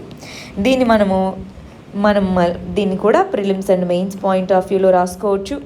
పబ్లిక్ సేఫ్టీ యాక్ట్ గురించి డైరెక్ట్గా ప్రిలిమ్స్లో క్వశ్చన్ అవ్వచ్చు, లేదా ఫండమెంటల్ రైట్స్ కింద అడిగినప్పుడు దీన్ని ఒక ఎగ్జాంపుల్గా మనం మెయిన్స్లో రాసుకోవచ్చు అనమాట. ఫస్ట్ అసలు ఈ పబ్లిక్ సేఫ్టీ యాక్ట్ అంటే ఏంటో గమనిద్దామండి. జమ్మూ అండ్ కాశ్మీర్ యొక్క పబ్లిక్ సేఫ్టీ యాక్ట్ అంటే ఏంటో. పబ్లిక్ సేఫ్టీ యాక్ట్ 1978 అనేది ఇంతకుముందు ఉమ్మడి రాష్ట్రంగా ఉన్నప్పుడు జమ్మూ అండ్ కాశ్మీర్ తీసుకొని వచ్చిందనమాట. ఇది డిటెన్షన్, ప్రివెంటివ్ డిటెన్షన్, అంటే వాళ్ళు తప్పు చేయకముందే వాళ్ళని డీటెయిన్ చేయొచ్చు అనమాట. ప్రివెంటివ్ డిటెన్షన్ లా. ఈ చట్టం కింద 2 సంవత్సరాల వరకు వితౌట్ ట్రయల్ అంటే ఏంటి, వాళ్ళని కోర్టు ముందు ప్రవేశపెట్టకుండా వాళ్ళని జైల్లో ఉంచవచ్చు అనమాట. మనకి సెంట్రల్ లెవెల్లో నేషనల్ సెక్యూరిటీ యాక్ట్ అనేది ఉంది. దీనికి సిమిలర్గా జమ్మూ అండ్ కాశ్మీర్లో ఈ చట్టాన్ని తీసుకొని రావడం జరిగిందనమాట. దీని ప్రకారం ఏంటి, ఇది ప్రొటెక్టివ్ అంటే ప్రివెన్షన్ చేయడానికి, ఆ పర్సన్ చేయకముందే వాళ్ళని డీటైన్ చేయడం అనమాట. డిస్ట్రిక్ట్ మెజిస్ట్రేట్ లేదా డివిజనల్ కమిషనర్ ఆ పర్టికులర్ వ్యక్తి యొక్క డిటెన్షన్కి ఆమోదం తెలపచ్చు అనమాట. చాలామంది చెప్తున్నారు, ఇదిగో వీళ్ళు వైలేట్ చేస్తున్నారు, మనకి ఆర్టికల్ 22 అనేది ఉంది. ఆర్టికల్ 22 ప్రకారం ఆర్బిట్రరీ అరెస్ట్ అండ్ డిటెన్షన్ అనే దాన్ని మన యొక్క ఫండమెంటల్ రైట్గా ఆర్బిట్రరీ అరెస్ట్ అండ్ డిటెన్షన్, ఇష్టం వచ్చినట్టు అరెస్ట్ చేయడము, డీటైన్ చేయడం అన్నదాన్ని ప్రొహిబిట్ చేస్తూ ఆర్టికల్ 22 అన్నది మన రాజ్యాంగంలో యాడ్ చేయడం జరిగింది. మరి ఈ డిటెన్షన్ అన్నది ఏదైతే ఉందో 2008లో చేశారు ఆ పర్సన్ ఇందాక చెప్తున్న కేసులో. సో అది ఎంతవరకు రాజ్యాంగబద్ధమో అని సుప్రీంకోర్టుకి కేసు వెళ్ళడం జరిగిందనమాట. అర్థమవుతుందా? ఇప్పుడు పిఎస్ఏ బదులు, ఈ చట్టం బదులు ఎన్ఎస్ఏ రీప్లేస్ అవ్వడం జరిగింది. ఎందుకని, జమ్మూ అండ్ కాశ్మీర్ అనేది 2 యూనియన్ టెరిటరీస్గా డివైడ్ అయిపోయింది. Jammu and Kashmir union territory మరియు లదాఖ్ యూనియన్ టెరిటరీ. యూనియన్ టెరిటరీస్లో సెంట్రల్ గవర్నమెంట్ యొక్క లాస్ అప్లికబుల్ అవుతాయన్నమాట. అందువల్ల నెక్స్ట్ గమనించండి, ఫస్ట్ జమ్మూ అండ్ కాశ్మీర్ యొక్క డొమెసైల్ లా అనేటటువంటి దాని కింద ఒక ఐఏఎస్ ఆఫీసర్, బీహార్కి సంబంధించినటువంటి ఐఏఎస్ ఆఫీసర్ని జమ్మూ అండ్ కాశ్మీర్ డొమసైల్ పర్సన్గా గుర్తిస్తూ సర్టిఫికేట్ అనేది జారీ చేయడం జరిగింది అని చెప్తున్నారనమాట. ఆ పర్సన్ జమ్మూ అండ్ కాశ్మీర్ గవర్నమెంట్కి 26 సంవత్సరాల నుంచి జమ్మూ అండ్ కాశ్మీర్లో సర్వీస్ చేస్తున్నారు కాబట్టి ఆ పర్సన్కి డొమిసైల్ రూల్స్ కింద డొమిసైల్గా గుర్తించడం జరుగుతుంది అంటున్నారు. ఇంతకీ ఆ డొమిసైల్ అనేది ఏంటో చూద్దామా? పాలిటీలో జమ్మూ అండ్ కాశ్మీర్లో డొమిసైల్ స్టేటస్ అనే దాని కింద చదువుకుంటాము. ఇక్కడ మనం ఏం చదువుకోవాలంటే జమ్మూ అండ్ కాశ్మీర్కి ఇంతకుముందు ఆర్టికల్ 370 కింద స్పెషల్ ప్రొవిజన్స్ అనేవి ఉండేవండి. దాంట్లో ఆర్టికల్ 35A అనేది ఉండేది. ఈ 35A కింద ఏంటి, జమ్మూ అండ్ కాశ్మీర్కి సంబంధించి ఎవరు పర్మనెంట్ రెసిడెంట్స్, శాశ్వతంగా ఇక్కడ ఉంటున్న వాళ్ళు ఎవరు అని డిసైడ్ చేసుకునేలాగా జమ్మూ అండ్ కాశ్మీర్ యొక్క లెజిస్లేచర్ అన్న చట్టాలు చేయొచ్చు, ఎవరు పర్మనెంట్ రెసిడెంట్ అని. సో ఈ చట్టాలు చేస్తే అక్కడున్న వాళ్ళకి ఉద్యోగాల్లో కానివ్వండి వీటన్నిటిలోనూ స్పెషల్ ప్రొవిజన్స్ ఉంటాయన్నమాట. అయితే ఏమైపోయింది, లాస్ట్ ఇయర్ మనకి Jammu and Kashmir reorganisation act అనేది పాస్ చేయడం జరిగింది. అవునా? Jammu and Kashmir reorganisation act అనేది పాస్ చేయడం జరిగింది. ఈ రీఆర్గనైజేషన్ యాక్ట్ ఏదైతే ఉందో దీని ప్రకారం ఏం చేశారు మన వాళ్ళు, ఈ permanent resident status article 370, article 35A లేవు కాబట్టి దీని ప్లేస్లో పర్మనెంట్ రెసిడెంట్ అనేటటువంటి ప్లేస్లో డొమిసైల్ అంటే వీళ్ళు ఈ ప్రాంతానికి సంబంధించిన వాళ్ళు అన్నట్టుగా డొమిసైల్ సర్టిఫికేషన్ ఇస్తాము అని చెప్పడం జరిగింది. దానికోసం కొన్ని రూల్స్ని కూడా ప్రపోజ్ చేయడం జరిగిందనమాట. ఆ రూల్స్ ప్రకారం చాలా సంవత్సరాలుగా అదే రాష్ట్రంలో పనిచేస్తూ ఉంటే అలాంటి వాళ్ళకి డొమిసైల్గా గుర్తించడం జరిగింది. అందువల్ల ఈ పర్టికులర్ ఆఫీసర్కి డొమిసైల్ సర్టిఫికేట్ అందించడం జరిగింది అని చెప్తున్నారనమాట. రీసెంట్గానే దానికి సంబంధించిన ప్రొవిజన్స్ని కూడా మనకి పబ్లిక్గా చెప్పడం జరిగింది. ఇదిగోండి, రూల్ 5 జమ్మూ అండ్ కాశ్మీర్ యొక్క డొమిసైల్ సర్టిఫికేట్ ప్రొసీజర్ అనేటటువంటి దాని కింద ఆ పర్సన్కి ఇది ఇవ్వడం జరిగింది అని చెప్తున్నారు. అయితే చాలామంది ఇది పాపులేషన్ని రీప్లేస్ చేసేందుకోసం తీసుకొచ్చారు, కావాలని మీరు బయట వాళ్ళని మా జమ్మూ అండ్ కాశ్మీర్లో ఇంట్రడ్యూస్ చేస్తున్నారు, మీరు రిలీజియస్గా ఇది చూస్తున్నారు అన్నట్టుగా కొంతమంది కంప్లైంట్ చేస్తున్నారు. అది ఎందుకు ఒకసారి చూద్దామా? సరే, ఫస్ట్ ఇక్కడ గమనించండి. రీసెంట్గానే డొమిసైల్ రూల్స్కి సంబంధించినటువంటి ఈ పర్టికులర్ గైడ్ లైన్స్ అనేవి ఇవ్వడం జరిగిందనమాట. డొమిసైల్ స్టేటస్, ఎలిజిబిలిటీ కండిషన్స్ ఏంటి, జమ్మూ అండ్ కాశ్మీర్కి సంబంధించి ఎడ్యుకేషన్ ఇన్స్టిట్యూషన్స్లో రకరకాలైనటువంటి ఈ పర్టికులర్ ఏవైతే గైడ్ లైన్స్ ఉన్నాయో వాటిని రిలీజ్ చేయడం జరిగిందనమాట. దేని ప్రకారం, జమ్మూ అండ్ కాశ్మీర్ రీఆర్గనైజేషన్ ప్రకారం. ఇంతకుముందు అయితే పర్మనెంట్ రెసిడెంట్ అనేటటువంటి సర్టిఫికేట్ బదులు ఇప్పుడు మనకి డొమిసైల్ సర్టిఫికేట్ అనేది తీసుకోవాలి అన్నట్టుగా చాలా రిలీజ్ చేయడం జరిగింది. సరే, ఇంతకీ ఏ ఏ కండిషన్స్లో మనకి ఈ డొమిసైల్ సర్టిఫికేట్ అనేది ఇస్తారు అన్నది ఒకసారి చూద్దామా? న్యూ పాలసీ ఏంటో చూద్దామా?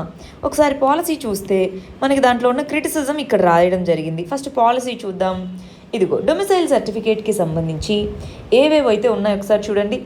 ఇదిగో ఎవరైతే 15 years అంతకంటే ఎక్కువ సంవత్సరాలు అక్కడ నివసిస్తే, లేదా అక్కడ 7 సంవత్సరాలు చదువుకొని 10th లేదా 12th క్లాస్ ఎగ్జామ్ అనేది అక్కడే రాసి సర్టిఫికేట్ పొందితే వాళ్ళకి, లేదా ఇంకా చూడండి, లేదా ఎవరైతే రిలీఫ్ అండ్ రీహాబిలిటేషన్ కమిషనర్ దగ్గర నుంచి సర్టిఫికేట్ పొందితే వాళ్ళకి డొమిసైల్ చట్టం అనేది వర్తిస్తుందని చెప్పడం జరిగింది.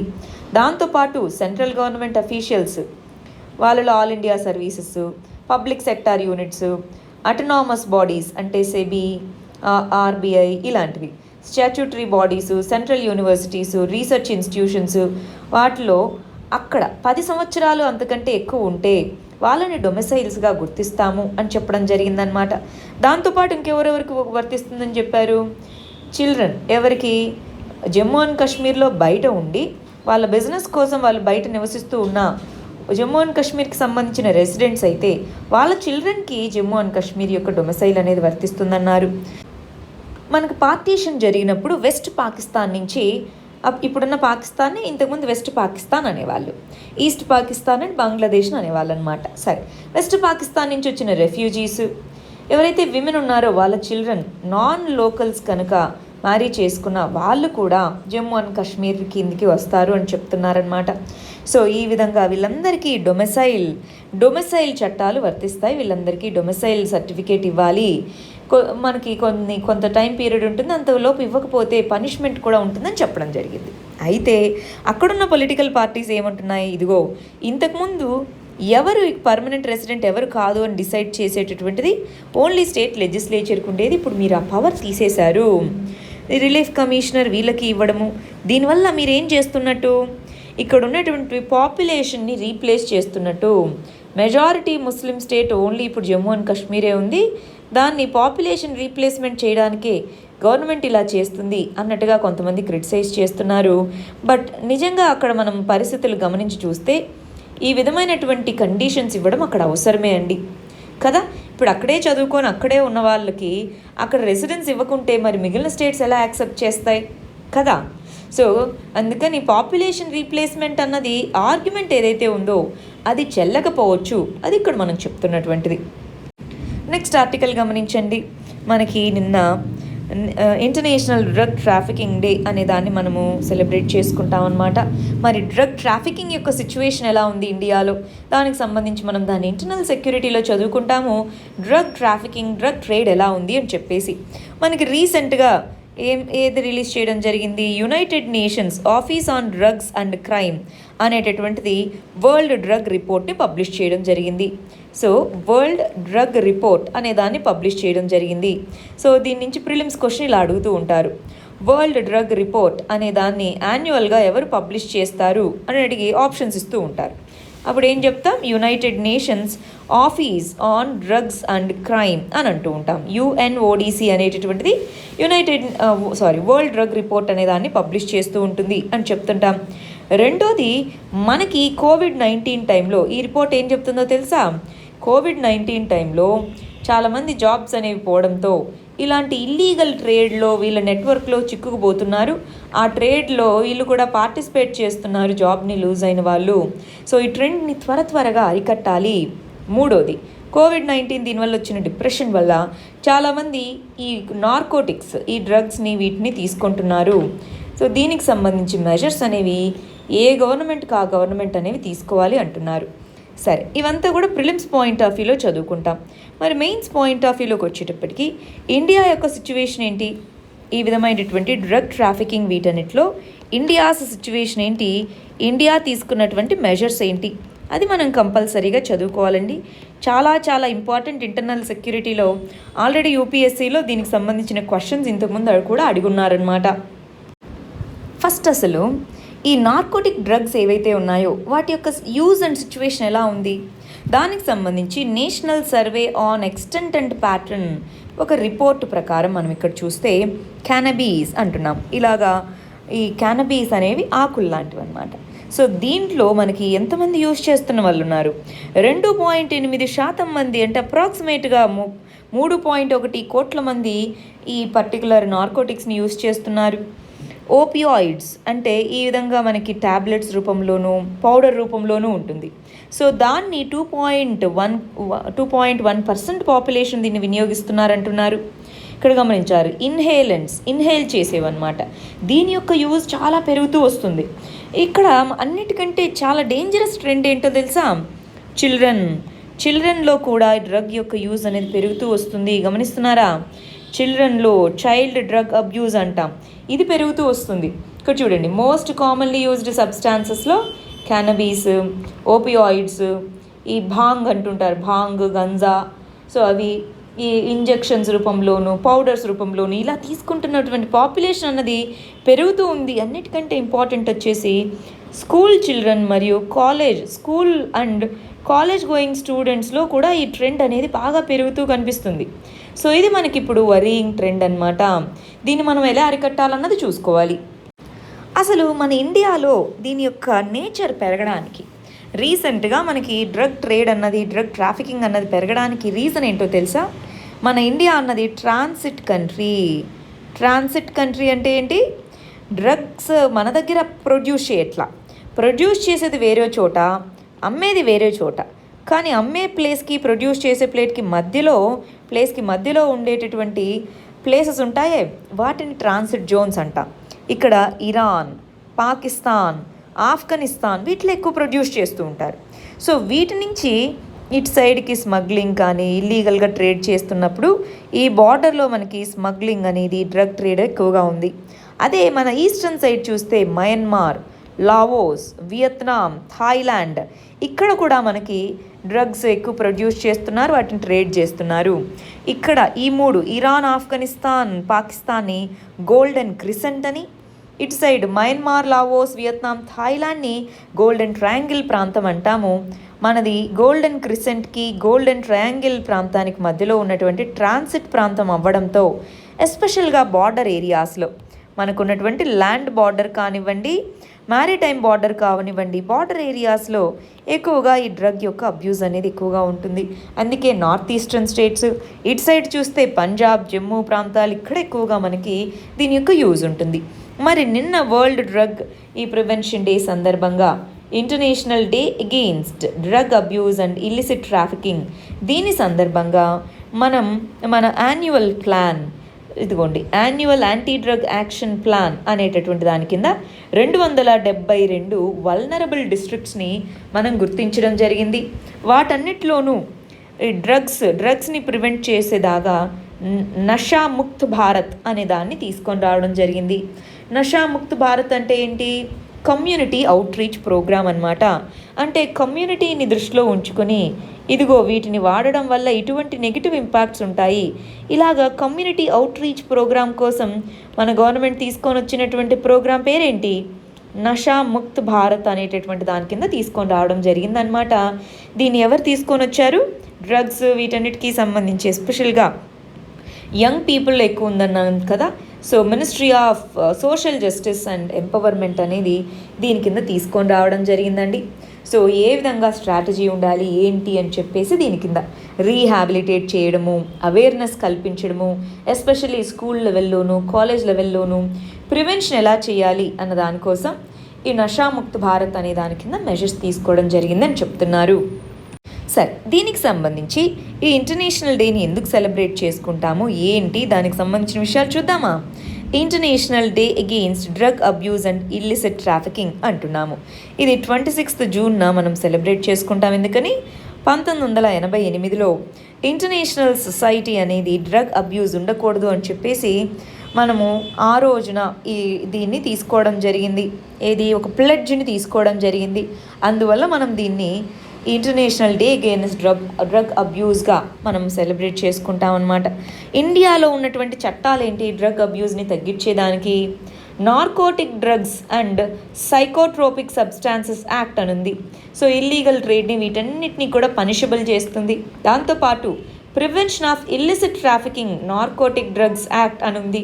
సో ఇవి రెండు మనకి ఇండియాలో ఉన్న చట్టాలు. మరి ఇంటర్నేషనల్గా ఏ విధమైనటువంటి కన్వెన్షన్స్లో ఇండియా అనేది పార్టిసిపెంట్గా ఉంది డ్రగ్ అబ్యూస్కి సంబంధించి? Single convention on narcotic drugs ఇదొక convention, convention on psychotropic drugs ఒకటి, మూడోది convention against illegal trafficking and narcotic drugs ఒకటి. ఈ మూడిటికి సంబంధించి కన్వెన్షన్స్లో ఇండియా అనేది మెంబర్గా ఉంది. ఇక్కడ మరి సుప్రీంకోర్టు కూడా ఈ డ్రగ్ అబ్యూస్కి సంబంధించి ఏమైనా జడ్జిమెంట్స్ ఇచ్చిందా? Yes. Kanhalal versus union of India అన్నటువంటి కేసులో ఏదైతే ఉందో, సో డ్రగ్ లాని కంపల్సరీగా ఎవిడెన్స్గా దాంట్లో డ్రగ్స్ని పొసెస్ చేసి ఉంటే వాళ్ళని అరెస్ట్ చేయొచ్చు అన్నట్టుగా దీంట్లో చెప్పడం జరిగింది. Puranmal versus director of inspection కేసులోను, state of Punjab versus Baldev Singh కేసులోను వీటిలో డ్రగ్ అబ్యూజ్ని తగ్గించేందుకు గాను సుప్రీంకోర్టు జడ్జిమెంట్స్ అనేవి చెప్పడం జరిగింది. ఇవన్నీ కూడా ఇల్లీగల్గా ఇల్లిసిట్గా డ్రగ్ ట్రేడ్ని జరిపేదానికి ఏవైతే ప్రివెంటివ్ మెజర్స్ ఉన్నాయో అవన్నమాట ఇండియాలో. నెక్స్ట్ ఆర్టికల్ చూడండి. ఇస్రో యొక్క చైర్మన్ వచ్చేసి ఇదిగో ఈ కోవిడ్-19 దానికి సంబంధించిన లాక్డౌన్ వీటన్నిటి వల్ల చాలా ఇండస్ట్రీస్ అనేవి మూతబడ్డాయి కాబట్టి ఆ ఇండస్ట్రీస్ రీస్టార్ట్ అయితే కానీ ఫుల్ స్కేల్లో మేము ఈ పర్టికులర్గా ప్రాజెక్ట్స్ అన్నీ చేపట్టలేము అని చెప్తున్నారు. దీన్ని మనం సైన్స్ అండ్ టెక్నాలజీలో చదువుకుంటాము. కోవిడ్-19 వల్ల ఇండియా యొక్క స్పేస్ సెక్టార్ మీద ఎటువంటి ఇంపాక్ట్ పడింది అన్నదన్నమాట. ఇదిగో సప్లై చైన్స్ అనేవి ఇంకా మాకు సరిగా పూర్తి స్కేల్లో రివైవ్ అవ్వలేదు కాబట్టి మేము ఫుల్ స్కేల్లో ఈ సంవత్సరం అనుకున్నవి చేయలేకపోవచ్చు అని చెప్తున్నారు. ఇక్కడ మనం ఏమేమి తెలుసుకోవాలి? సప్లై చైన్ అంటున్నారు. దాని మీనింగ్ ఏంటి? ఇక్కడ ఇస్రో చేపట్టేటటువంటి చాలా ప్రోగ్రామ్స్లో మనకి హార్డ్వేర్ అనేది డెవలప్ చేసేది వేరియస్ ఇండస్ట్రీస్ చేస్తున్నాయి. మరి అవి ఆగిపోవడంతో సప్లై ఆగిపోయిందని చెప్తున్నారు. ఇయర్ మనకి ఇస్రో ఏం చెప్పింది? మనము 25 మిషన్స్ చేపడతాము అత్యధికంగా అని గోల్ పెట్టుకున్నాం. కానీ ఇప్పటి వరకు ఒక్కటి కూడా మనం చేపట్టలేకపోయామన్నమాట. ఈ కోవిడ్-19 కానీ ఇవన్నీ కూడా వాటి వల్ల, రైట్? అయితే దీనివల్ల మరి ఇన్హౌస్లో రీసెర్చ్ జరుగుతున్నటువంటి small satellite launch vehicle, Gaganyaan ఇలాంటివి ఏవైతే ఉన్నాయో వాటిలో మేము ఆపట్లేదు. గగన్యాన్ అలానే కంటిన్యూ చేస్తున్నాం. స్మాల్ శాటిలైట్ లాంచ్ వెహికల్ అలాంటివి అలానే కంటిన్యూ చేస్తున్నాం. చంద్రయాన్ 3, సో వాటిలో రీసెర్చ్ వర్క్ అంతా అలా కంటిన్యూ అవుతుంది. కాకపోతే లాంచ్ చేయాలంటే కావాల్సిన ఇన్ఫ్రాస్ట్రక్చర్ అదంతా లేదు కాబట్టి అవి పెండింగ్లో పడ్డాయి అన్నట్టుగా చెప్తున్నారండి, రైట్? సో ఇక్కడ మనం ఏం చేద్దామంటే SSLV అంటే ఏంటో, గగన్యాన్ అంటే ఏంటో, చంద్రయాన్ 3 అంటే ఏంటో ఒకసారి మీరు చదువుకోవడానికి ప్రయత్నించాలి. అటు ప్రిలిమ్స్కి ఇంపార్టెంట్, అటు మెయిన్స్కి ఇంపార్టెంట్, చాలా చాలా ఇంపార్టెంట్. అయితే దీనికి సంబంధించి మనము సైన్స్ అండ్ టెక్నాలజీ వీడియోస్ కొన్ని చేస్తున్నాము, అవి ఒకసారి మీరు గమనించవచ్చు. నెక్స్ట్ ఆర్టికల్ గమనించండి. ఏసియాన్ కంట్రీస్ అనేవి సౌత్ చైనా సీలో టెన్షన్స్ అనేవి పెరుగుతూ ఉన్నాయి. సో మీరు జాగ్రత్తగా ఉండాలి అని చెప్పి కొంతమంది వార్నింగ్ కూడా వీళ్ళకి ఇస్తున్నారు అంటున్నారు. వియత్నాం, ఫిలిప్పీన్స్ అనేవి సౌత్ చైనా సీలో చాలా రీజనల్గా ప్రాబ్లమ్స్ పెరుగుతున్నాయి అంటున్నారు. దీన్ని మనం ఇంటర్నేషనల్ రిలేషన్స్లో రీజనల్ ఇష్యూస్ అన్న దాని కింద చదువుకుందాం. ఇంతకీ ఏసియాన్ అంటే ఏంటి? Association of south east Asian nations అంటాము. దీంట్లో 10 సౌత్ ఈస్ట్ ఏషియన్ కంట్రీస్ అనే వాళ్ళు ఉన్నారనమాట. ఈ 10 సౌత్ ఈస్ట్ ఏషియన్ కంట్రీస్ వర్చువల్గా మీట్ అయినప్పుడు వాళ్ళు చెప్తున్నటువంటిది ఏంటి? ఇదిగో సౌత్ చైనా సీ అనేటటువంటి సీ ఏదైతే ఉందో అక్కడ చైనా అన్నది తన యొక్క డామినెన్స్ని పెంచుతుంది. సో టెరిటోరియల్ క్లెయిమ్స్ అంటే మన యొక్క టెరిటరీని కూడా చైనా యొక్క టెరిటరీనే అని చెప్తుంది. సో ఆ టెరిటోరియల్ క్లెయిమ్స్ ఏవైతే ఉన్నాయో వాటిని మనము సమర్థవంతంగా ఎదుర్కోవాలి అన్నట్టుగా వీళ్ళు మాట్లాడుకుంటున్నారు. సో ఇలాంటి కంటెక్స్లో అసలు ఏంటి టెరిటోరియల్ క్లెయిమ్స్ ఏంటి, అక్కడ ఉన్నటువంటి ప్రాబ్లమ్స్ ఏంటో ఒకసారి గమనిద్దామా? ఇది ఐఆర్లో చాలా చాలా ఇంపార్టెంట్ ఇష్యూ అండి. అసలు ఈ సౌత్ చైనా సీ ఎక్కడుంది? అదొక ప్రిలిమ్స్ క్వశ్చన్ అవ్వచ్చు. ఏసియాన్లో ఏ కంట్రీస్ ఉన్నాయి? అదొక ప్రిలిమ్స్ క్వశ్చన్ అవ్వచ్చు. సో అక్కడ ఉన్న సెక్యూరిటీ ఇష్యూస్ ఏంటి? అది మెయిన్స్ క్వశ్చన్ అవ్వచ్చు. అందువల్ల ప్రిలిమ్స్ కమ్ మెయిన్స్కి చదువుకోవాలి. సరే, ఫస్ట్ అసలు ఇక్కడ ఏసియాన్ కంట్రీస్ ఏంటో ఒకసారి గుర్తెచ్చుకుందామా? మయన్మార్ అంటున్నాం. మయన్మార్ని బర్మా అని కూడా పిలుస్తూ ఉంటారు. ఇప్పుడు మయన్మార్ ఒకటి, థాయిలాండ్ ఒకటి, లావోస్ ఒకటి, వియత్నాం ఒకటి, కంబోడియా, మలేషియా, ఈ ఇండోనేషియా 7, సింగపూర్ 8, ఇక్కడ ఒక చిన్న కంట్రీ ఉంది చూసారా బ్రునై, అది 9, ఫిలిప్పీన్స్ 10. ఈ 10 దేశాలు association of south east Asian nations అని పిలుస్తూ ఉంటారు అనమాట. ఏసియాన్ అని పిలుస్తుంటారు. మరి వీటి చుట్టూ ఇక్కడ సౌత్ చైనా సీ అనేది కనిపిస్తుందా? సో ఈ సౌత్ చైనా సీ మొత్తం మాదే అన్నట్టుగా చైనా లేదు ఇది మాది అని వీళ్ళు గొడవ పడుతున్నారనమాట. ఇక్కడ ఒకసారి గమనించాలి ఏ ప్రాంతాల్లో గొడవలు ఉన్నాయి. ఈ సౌత్ చైనా సీ ఇక్కడి నుంచి మనకు వెళ్ళేటటువంటి ట్రేడ్ ఏదైతే ఉంటుందో ఇవంతా కూడా చైనాకు వెళ్ళాలంటే ఈ సౌత్ చైనా సీనే దాటుకొని వెళ్ళాలి. సో అందుకని ఈ సౌత్ చైనా సీ మొత్తం మాదే అని చెప్తూ ఉంటుందన్నమాట. దానికి సంబంధించి చైనా అన్నది ఇదిగో 9 లైన్ అనే దాన్ని ఒకదాన్ని ప్రపోజ్ చేసింది. అంటే ఈ డాషెస్ లాగుందా, సో ఈ డాషెస్ లోపల ఉన్నటువంటి లైన్ మొత్తము ఏదైతే ప్రాంతం ఉందో అదంతా మాదే అని క్లెయిమ్ చేసుకోవడం మొదలుపెట్టిందనమాట. ఈ 9 లైన్లో ఫిలిప్పీన్స్కి సంబంధించిన కొంత భూభాగం, వాటికి సంబంధించిన ఐలాండ్స్ ఉన్నాయి. వాటిలో ఒకటి వచ్చేసి Paracel islands, 2 Scarborough shoal, 3 Spratly island. So ఇవి వీటిలో కాన్ఫ్లిక్ట్ ఉన్నటువంటి జోన్స్ అనమాట. ఇవి మావే అని వీళ్ళంటాయి, లేదు ఇది కాదంటారు. ఇదిగోండి 90% సౌత్ చైనా సీ మొత్తం మాదే అని అంటుందన్నమాట. అలా ఎలా అవుతుంది అని వీళ్ళు అంటారు. స్పార్క్లీ ఐలాండ్ వచ్చేటప్పటికి ఇదిగో స్పార్క్లీ ఐలాండ్ ఇక్కడ కనిపిస్తుందా? ఈ స్పార్క్లీ ఐలాండ్ వచ్చేటప్పటికి China, Taiwan, Vietnam, Philippines, Malaysia ఇవన్నీ దీని మీద క్లెయిమ్ చేస్తున్నాయి. పార్సల్ ఐలాండ్స్కి వచ్చేటప్పటికి చైనా, వియత్నాం, తైవాన్ 3 దీన్ని కంట్రోల్ చేస్తున్నాయి. కంట్రోల్ చేసేది చైనా కానీ క్లెయిమ్ చేస్తుంది చైనా వియత్నాం, ఇది వియత్నాం, చైనా వియత్నాం తైవాన్ అనమాట. ఇది ఉంది చూసారా, స్కార్బ్రో షాల్ అనేది, ఇది చైనా ఫిలిప్పీన్స్, ఇవి రెండు, ఇదిగో ఫిలిప్పీన్స్ ఇది. సో చైనా ఏమో మాది అని, ఫిలిప్పీన్స్ ఏమో మాది అని, ఇలా గొడవ. సో సింపుల్గా చెప్పాలంటే ఇక్కడ 3 క్లెయిమ్స్ గుర్తుపెట్టుకోవాలి. అంటే ఈ 3 గుర్తుపెట్టుకుంటే చాలు. పరాసల్ ఐలాండ్స్, స్పాట్లీ ఐలాండ్స్, స్కార్బో ఐలాండ్స్, ఈ 3 సౌత్ చైనా సీలో అక్కడ ఉన్నటువంటి కంట్రీస్కి చైనాకి డిస్ప్యూట్ ఉన్నటువంటి ప్రదేశాలు అని గుర్తుపెట్టుకుంటే చాలన్నమాట. అసలు ఇంతకీ సౌత్ చైనా సీ మొత్తం మాదే అని ఎందుకు క్లెయిమ్ చేస్తుంది అంటే, ఈ ప్రాంతం ఉందా సౌత్ చైనా సీ, ఇది రిసోర్సెస్కి ఇంపార్టెంట్, అంటే ట్రేడ్కి ఇంపార్టెంట్, న్యాచురల్ రిసోర్సెస్ని అక్కడి నుంచి తీసుకొని రావడానికి, ఫిషరీస్కి ఇంపార్టెంట్, అక్కడ ఉండేటటువంటి న్యాచురల్ రిసోర్సెస్, ఇక్కడున్న ఐలాండ్స్లో ఆయిల్ అండ్ న్యాచురల్ గ్యాస్ కూడా ఉన్నాయన్నమాట, షిప్పింగ్, వీటన్నిటి కోసం ఈ ప్రాంతం ఇంపార్టెంట్ కాబట్టి చైనా ఏమో మాదే అంటుంది. ఎక్స్క్లూజివ్ ఎకనామిక్ జోన్ అంటే ఏంటి, ఏదైనా ఒక ల్యాండ్ ఉంటే ఆ ల్యాండ్ నుంచి 200 నాటికల్ మైల్స్ దూరం వరకు ఈ ల్యాండ్కి సంబంధించినటువంటి పర్సన్కి సముద్రంలో కూడా ఓనర్షిప్ అనేది ఉంటుందన్నమాట, ఎక్స్క్లూజివ్ అంటారు. అందుకని ఇక్కడున్న ఐలాండ్ని కనుక చైనా మాదే అందంటే ఆ చుట్టుపక్కల ఉన్నంత వాటర్ కూడా, వాటర్ దాంట్లో ఉన్న రీసోర్సెస్ని కూడా చైనానే క్లెయిమ్ చేసుకోవచ్చు కదా. అందుకని ఈఈజెడ్ ఎక్స్క్లూజివ్ ఎకనామిక్ జోన్ మాదే, ఎందుకంటే అక్కడ ఉన్న ఐలాండ్ మాదే అన్నట్టుగా చైనా అనేది క్లెయిమ్ చేస్తుంది. కానీ వీళ్ళందరూ దాన్ని క్రిటిసైజ్ చేస్తున్నారు. చూడండి, చైనా అనేది యూనిలేటరల్గా తనంతట తానే మిగిలిన వాళ్ళతో చెప్పకుండా యూనిలేటరల్గా ఆ న్యూ అడ్మినిస్ట్రేటివ్ డిస్ట్రిక్ట్స్ని తీసుకొని రావడము, కొత్త ఐలాండ్స్ని క్రియేట్ చేయడము, అంటే మట్టి తెచ్చి మొత్తం వేసి ఐలాండ్స్ని క్రియేట్ చేసేయడం అనమాట. ఇలాంటివన్నీ చేస్తుంది. మనం కనుక అడ్డుకోకపోతే సావర్నిటీనే మనము లాస్ అయ్యేటటువంటి అవకాశం ఉంది అన్నట్టుగా ఇక్కడ ఈ కంట్రీస్ అనేవి మాట్లాడుకుంటూ ఉన్నాయన్నమాట. మరి ఇండియా ఎవరికి సపోర్ట్ చేస్తుంది? ఇండియా ఏసియాన్ కంట్రీస్కి వాళ్ళ క్లెయిమ్స్నే సపోర్ట్ చేస్తుందన్నమాట. ఇంకో విషయం కూడా అండి, మనకి UNCLOS United Nations convention on law of seas, United Nations convention on law of seas అంటాం. సో దీనికి సంబంధించి ఈ జడ్జిమెంట్స్ కూడా చైనాకి ఎగెయినెస్ట్గా వచ్చాయి, వీళ్ళని సపోర్ట్ చేస్తూ వచ్చాయి. అయినా కూడా చైనా అనేది తన యొక్క క్లెయిమ్స్ని వదిలేయట్లేదన్నమాట. నెక్స్ట్ ఆర్టికల్ చూడండి, UN 75 అనేటటువంటి డిక్లరేషన్ ఏదైతే ఉందో దాన్ని డిలే అవ్వడం జరిగింది అంటున్నారు. దీన్ని మనం దేని కింద చదువుకుందాము, ఇంటర్నేషనల్ రిలేషన్స్లో చదువుకుందాం. ఇంటర్నేషనల్ ఆర్గనైజేషన్స్లో very important United Nations organization లేదా ఐక్యరాజ్య సమితి అంటాము. దాన్ని 1945లో తీసుకొని వచ్చాము.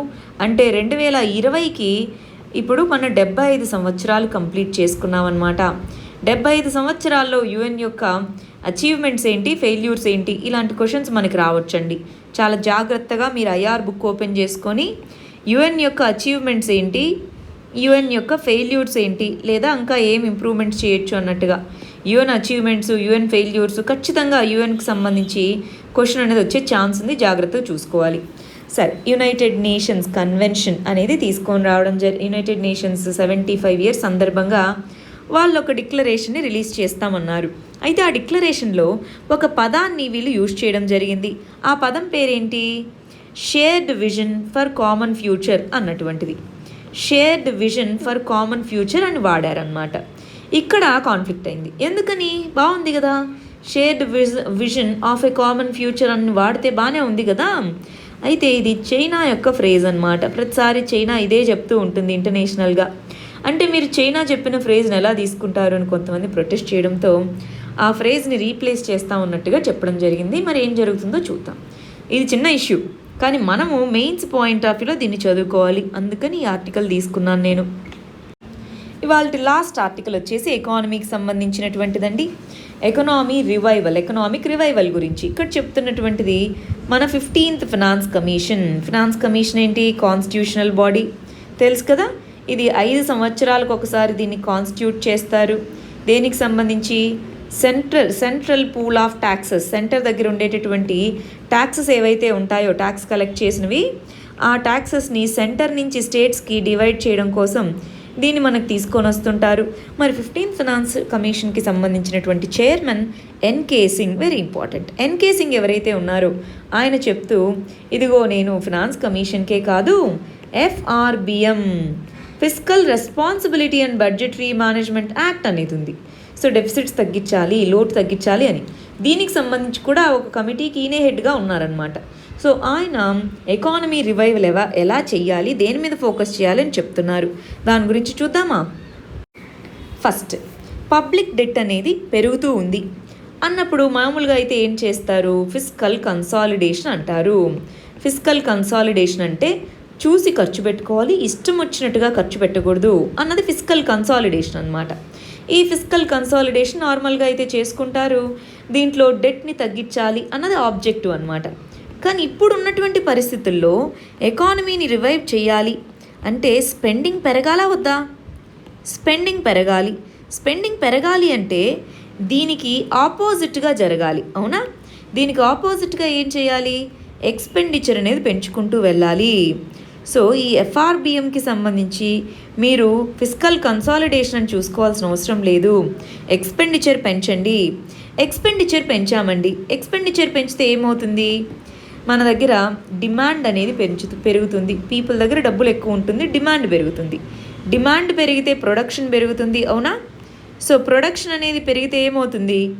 ఎకానమీలో గ్రోత్ అనేది పెరుగుతుంది, ఎంప్లాయ్మెంట్ అనేది పెరుగుతుంది, అంతేనా? గ్రోత్ పెరుగుతుంది, ఎంప్లాయ్మెంట్ అనేది పెరుగుతుంది. అందువల్ల మనకి ఇది ఇంపార్టెంట్ అన్నట్టుగా చెప్తున్నారనమాట. సో ఈ రెండింటిని బ్యాలెన్స్ చేసుకోవాలి. సో ఫిస్కల్ కన్సాలిడేషన్ అని ఇప్పుడు గట్టిగా పట్టుకొని కూర్చోకూడదు. ఎకనామిక్ రివైవల్ వైపుగా మనం ప్రయత్నించాలి, అది ఇక్కడ చెప్తున్నటువంటిదండి. ఇది ప్రిలిమ్స్ పాయింట్ ఆఫ్ వ్యూలో చాలా ఇంపార్టెంట్. మరి ఇది ఇవాల్టి మన మెయిన్స్ క్వశ్చన్, నార్కోటిక్స్ వీటికి సంబంధించి. ఇది మన first set of prelims questions. ఇవి మన second set of prelims questions. వీటికి ఆన్సర్స్ కమెంట్ సెక్షన్లో ఇవ్వండి. రేపు మనం వీటికి కరెక్ట్ ఆన్సర్స్ ఏంటో చూద్దాం. All the very best. Thank you very much.